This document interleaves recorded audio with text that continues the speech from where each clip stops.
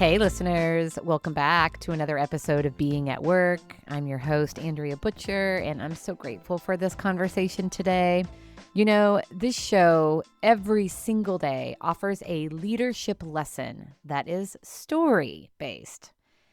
And today's episode reinforces why this format and focus is working. It creates connection.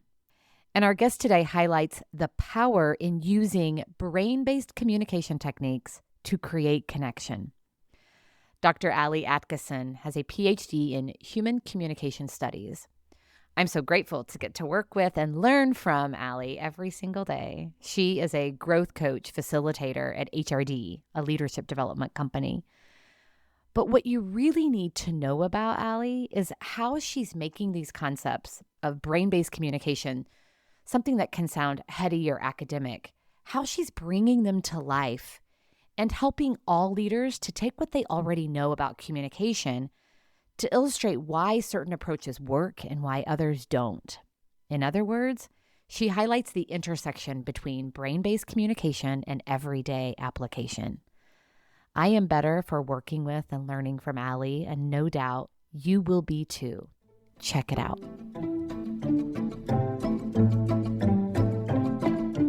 I started my professional career in higher education and academia, and I was getting my PhD that you mentioned in human communication studies many years ago. And when I actually was accepted to graduate school many years ago, I was accepted on an assistantship, which meant that I got free tuition in exchange for teaching.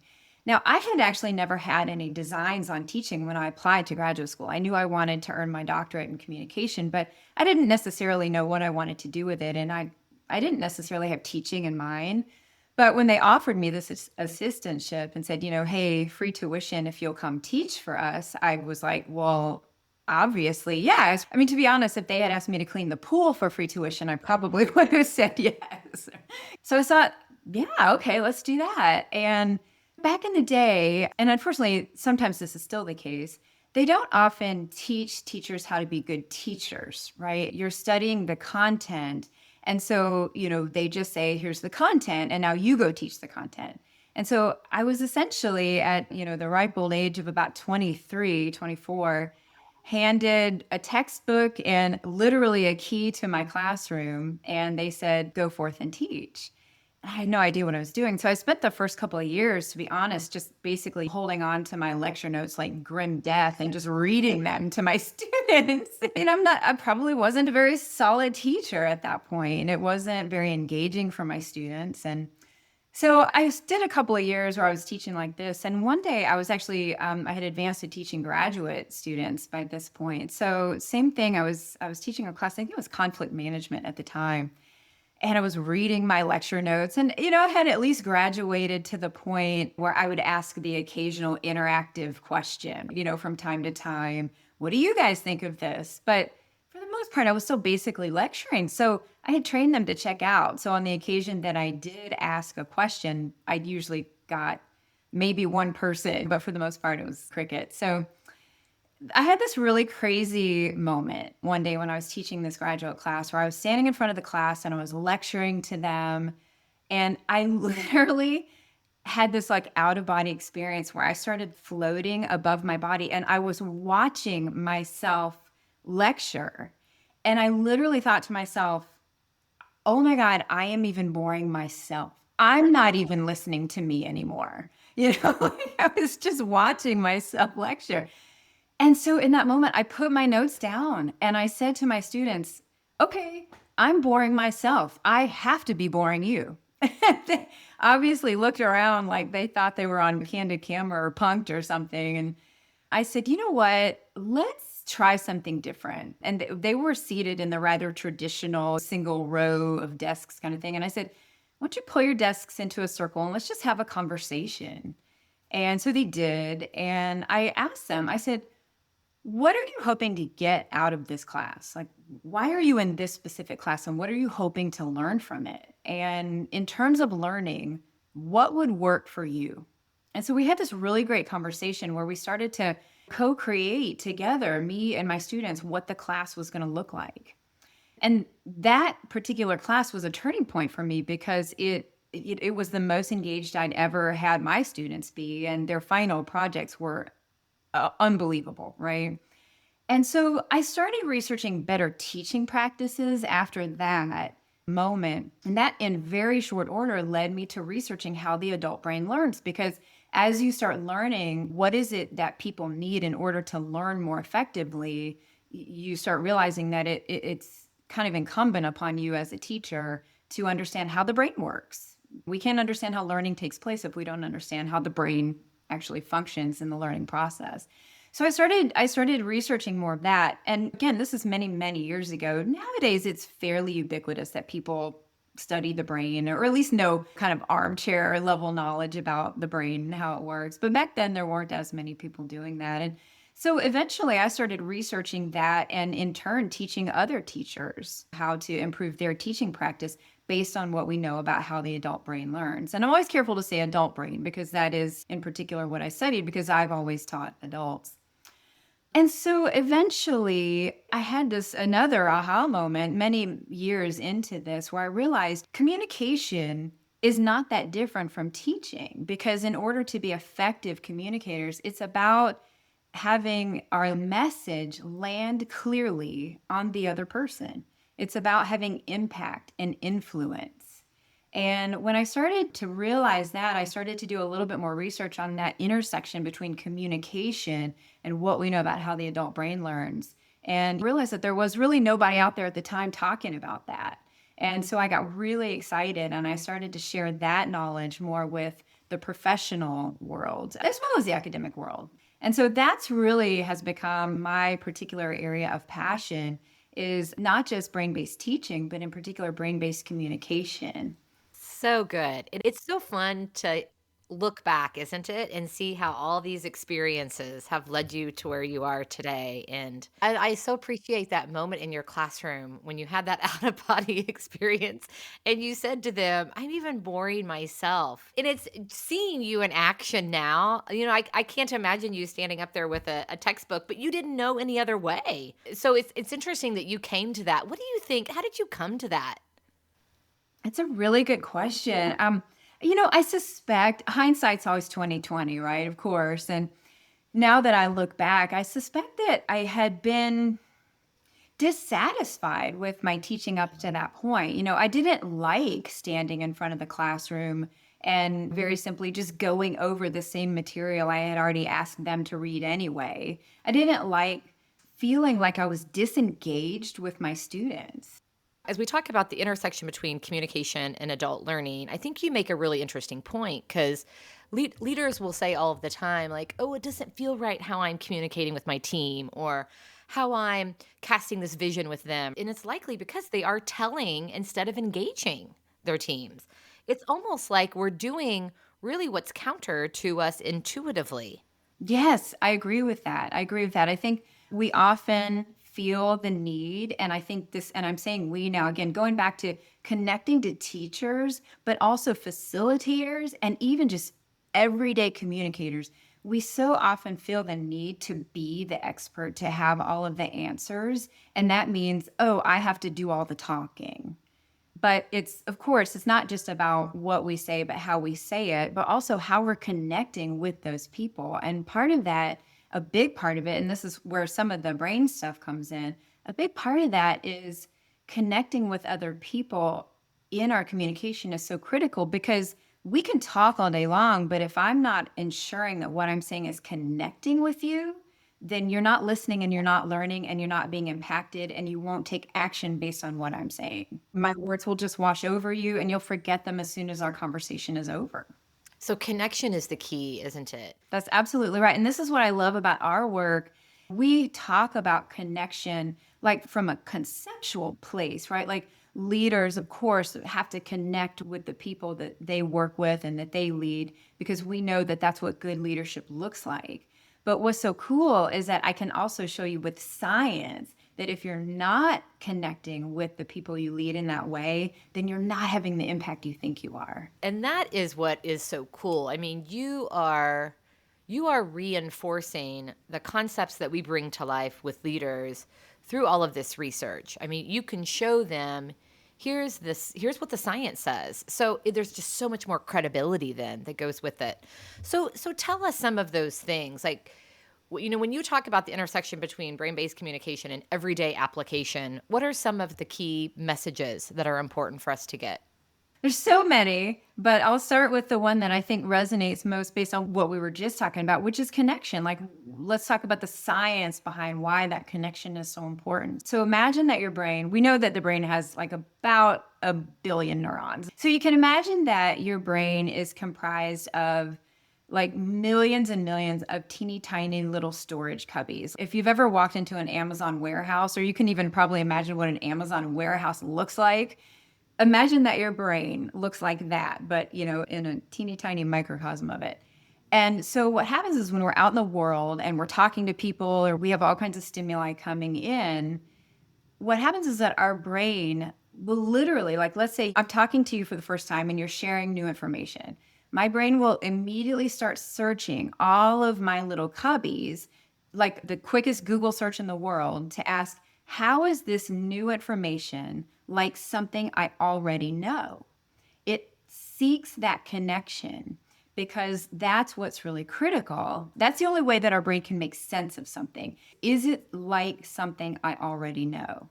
Now, the connection that you hope I'm making may not be the one I'm actually making, right? We've all had those moments as facilitators where maybe we've shared a concept and then you have a participant say, oh, is this like, last week when my boss said this to me, and you're going, no, it's not really like that. But the great news is that actually you want them to make some connection. It's better that they make some connection than no connection, because if there's no connection, then actually they will completely forget what you said. Because again, our brain looks for that connection. It looks for things that are like what it already knows. Because what happens is these little neurons that we have, there's neuronal networks that are formed in our brain that are actually physical, tangible networks in our brain. So each time we learn something new, we actually form a new teeny tiny little physical branch in our brain. And so new information has to physically connect to an existing neuronal network in order for learning to take place. So if there's no connection, and that connection is actually physical in our brain, if there's no connection between new information and something that already exists in our brain, then there will never be a connection. It will, even if it's temporary, it will weaken and deteriorate. And again, that's why the person will not remember it, or it doesn't resonate with them, or frankly, they just don't care. It's because we haven't connected to something that's like something they already know. So it's so incumbent upon people, not just leaders, facilitators, but everyday communicators, to really, the old adage, like, consider your audience all the time. That's why it's so important. It's much more about, how do I connect this information to something they know and care about and have experienced? Because if I can't do that, it doesn't matter to them. Yeah, really good point. And then once I know them, telling relatable stories so that they can do exactly what you just described. Absolutely. I mean, you're such a great storyteller, and you know so much about the importance of stories, and that's a wonderful way to make a connection with another person. Our brain thinks mostly in analogies. If you think about it, we think mostly in metaphors. We use them all the time, very subconsciously. So things like analogies, metaphors, stories, examples, parables, these are really powerful ways to connect with other people, because you kind of increase the likelihood that somehow they're making a connection to something you're saying, right? Like, if I tell a story of something that happened to me, you might not have experienced that exact thing, but you can probably call to mind something similar that you've experienced. And that's why stories are so powerful, because they do allow us to make that connection that we're seeking. That's so cool. Like you said, I mean, I always knew stories were important, but now the science behind it reinforces the importance. And you told the story in such a connective way, because I can now visualize all those little compartments in my head and the fastest Google search ever happening every time That's I right. connect with someone. And it's exactly why we founded this show on stories. I wanted a show that highlighted leadership lessons, but I didn't want these aren't Andrea's lessons or HRD's lessons. These are the lessons we can see in the stories, pivotal moments in leaders leading through challenges. So thank you for reinforcing that. Okay, so connection. What else in terms of that intersection? Connection is key. And so, yeah, so let's talk a little bit more about like stories and analogies, because one of the things that I think is so fun about this work that I really am passionate about, this brain-based communication, and you mentioned this earlier, is that, sometimes it can sound really unapproachable, kind of heady. And when I talk about that, people say, well, I don't know anything about the brain, so I can't relate to that. But the truth is that most of us are already doing some of the strategies and tips and tactics that I share. I just like to explain to people why it works. And so analogies are such a wonderful way to connect to other people. Like I said, because our brain mostly thinks in terms of analogies anyway. We mostly think in terms of metaphors. I mean, think about our language abounds with metaphors. We've got all the sports metaphors, which even though I don't care all about sports, even I use sports metaphors, wish she knocked it out of the park and the whole 9 yards and all of those things. We use metaphors all the time. And, the reason is, like I said, that our brain really thinks in terms of metaphors, and it gives people something to connect to. So even if I don't necessarily understand a concept that you're sharing, so let's say, we're facilitating something and we're talking about a new concept that people have never heard of, like one of our leadership concepts. Using a metaphor is a great way for them to be able to connect this abstract thing to something that they already know. So the abstract thing being the new concept. Oh, I'll give you an example. So when I used to teach conflict management, I mentioned that a couple of minutes ago, conflict is not fun to do. And so it can be a little bit scary to talk about as well. Now, I could have shared a textbook definition of conflict with my students, right? Conflict is an expressed struggle between two interdependent parties who perceive a lack of resources, and it creates conflict. That's a pretty good textbook definition, considering I haven't read that textbook in probably 20 years.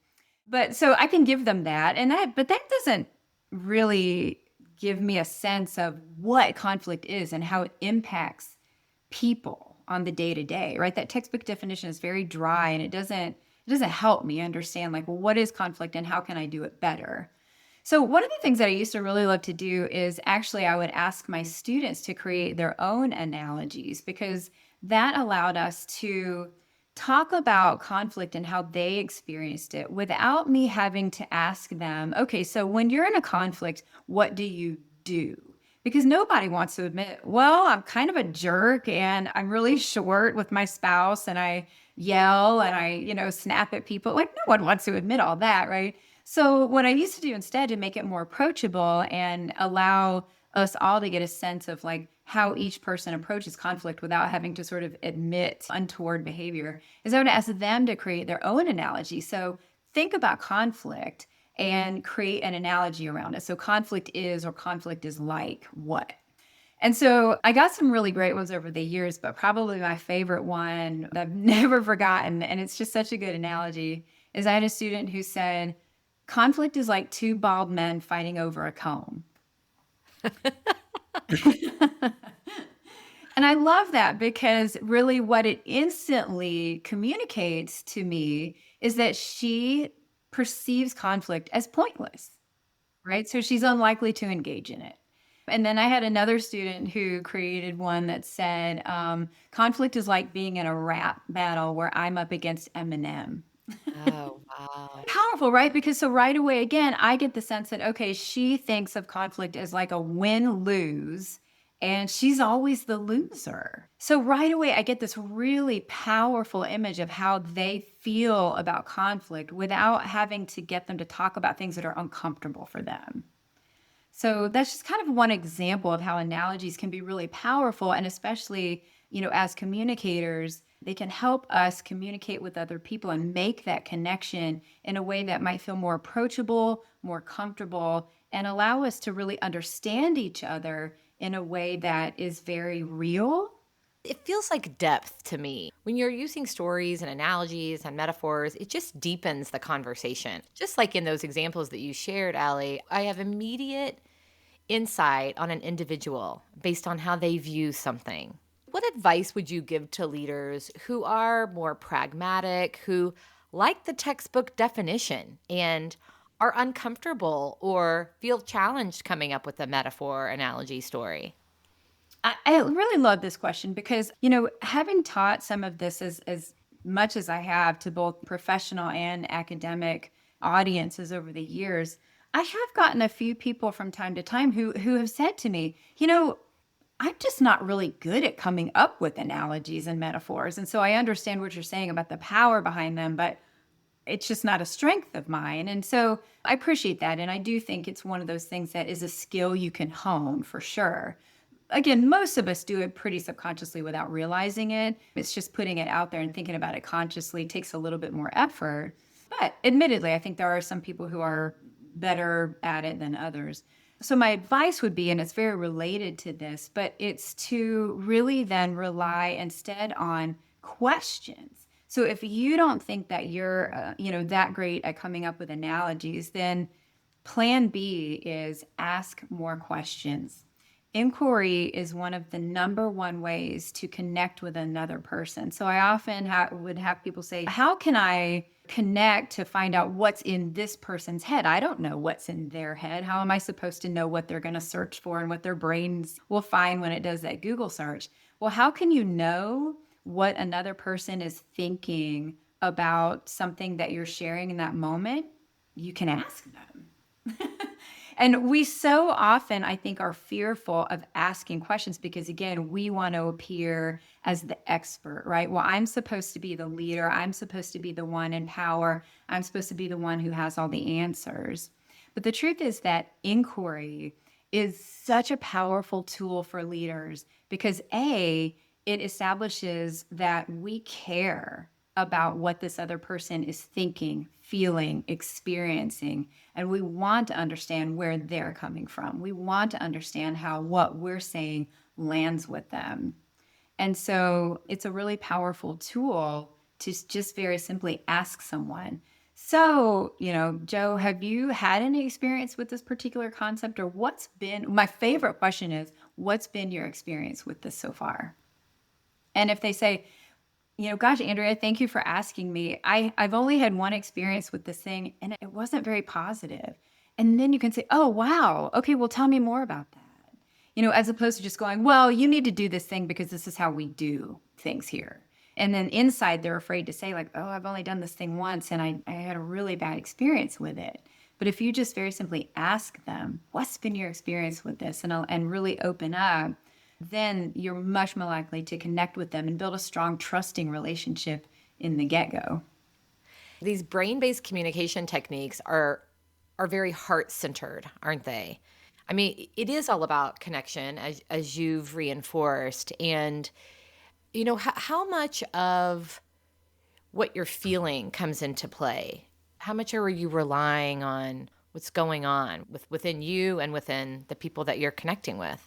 Think maybe I have a two-part answer to that. I mean, one of the things that I think is really important to understand about brain-based communication is it can sound like it's mutually exclusive from being authentic and feeling what we feel and all of those things. And I think that that's definitely not the case. I think they certainly work hand in hand. So leading from a place of authenticity is always the best practice. But again, the brain-based approach really just underlies the science behind why it works, essentially to put the other person first, right? To be a better listener, to ask more questions, to figure out how I can connect what I'm saying to what they already know. And so what we are feeling is part of what we have to be cautious about around how are we communicating what we're feeling. Well, we know this is just emotional intelligence, right? I mean, you can have all of the emotions in the world. It's just how do you communicate those emotions? And doing so in a way that is authentic, but also always considers the other person. So it's just really about putting the other person first. It's about thinking about, will my feelings and my emotions be appropriate in this moment? Will they make this person comfortable or uncomfortable? So context is always really important in terms of how we're feeling and how we communicate what we're feeling. There are certain contexts or people that we can be a little bit more emotive with, but it's still always about being genuine. Hmm. But you're right. There's a lot of dynamics depending on the relationship, depending on our level of trust, depending on like the psychological safety in the relationship, in the room, all of those things. Absolutely. Yeah. I love that you just psychological safety because that's one of my favorite concepts to talk about from the brain-based science back perspective. We hear this term psychological safety, and I think even more now because there's such a wonderful push that we have right now to create safe spaces for people in terms of our workplace. And so I think sometimes people push back a little bit on that psychological safety concept because it sounds very woo-woo, right? It sounds like if you've got somebody, especially who may be a little bit more old school, I've certainly gotten the comments like, well, how come I have to do so much hand holding nowadays? People should just come to work and do their job. And, it's not my job to make sure that they are emotionally equipped, et cetera, et cetera. But what we know, and one of the reasons psychological safety is so critical, is I'm going to take it back to the brain because that's what I love to do, is that if we are in a space, whether it's a professional workspace, relationship with our spouse, whatever the case may be, if we're in a space where we don't feel quote unquote safe, and by safe, I mean a lot of things because it really, evolutionarily speaking, it used to mean we were literally under threat of being eaten, right? And that's where the original fight or flight response, came from. But over the millennia, that has really transformed to be more about psychological safety. And so nowadays, if we feel uncertain, unsure, and in a different way, like I don't feel that you value me, or I don't feel that my leader thinks I'm smart or wants me to be here, or if I feel threatened because my leader is saying things that are defensive or hostile or even awkward, then that creates a feeling, a lack of psychological safety. And what happens then is that our brain responds much in that same way that the original fight or flight, and it's usually more like freeze than anything now. We're not usually going to literally fight Run out of the in room. the professional workspace, but it does create all of those negative chemicals come out in our brain. It releases cortisol, which is, negative. That's the same chemical that gets released when we are highly stressed. And so if we create a feeling of psychological safety with the people we work with, then we're more likely to have their brain release those positive chemicals like endorphins.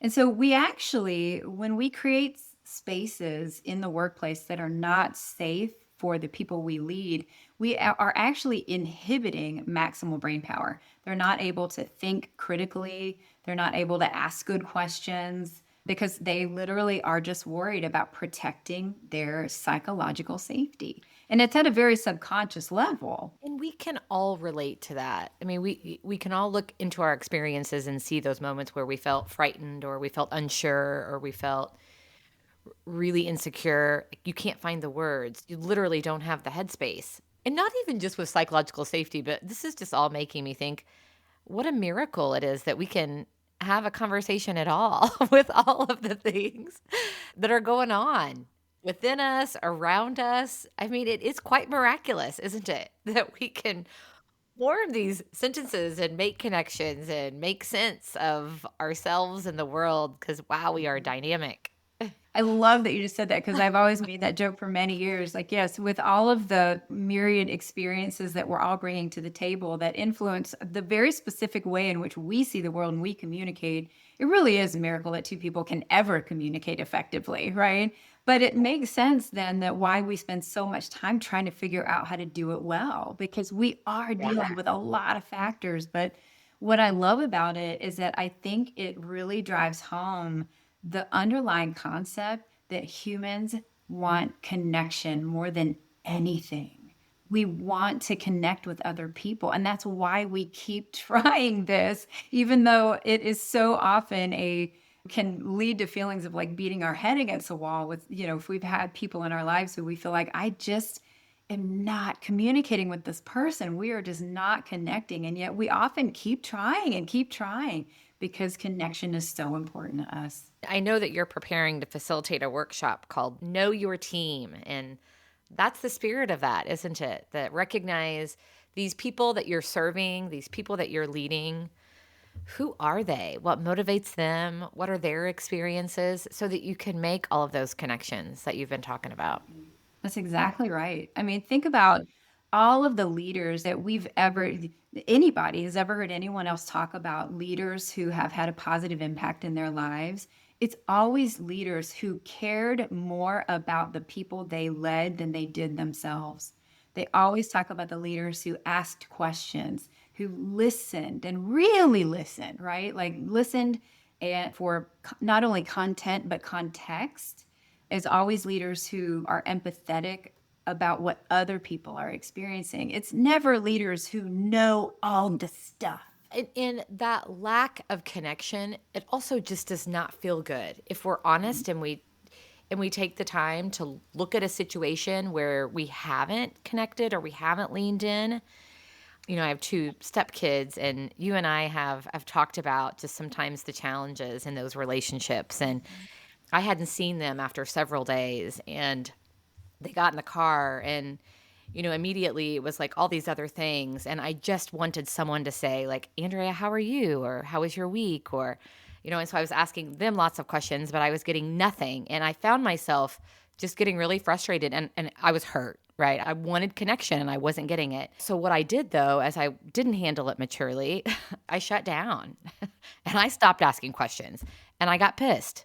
And so then I didn't talk to them the rest of the day, and I went to bed angry that night. And fortunately, after some prayer and from some thoughtfulness, I realized, you know what? I shut myself off. I like pinched off connection opportunity because I was angry.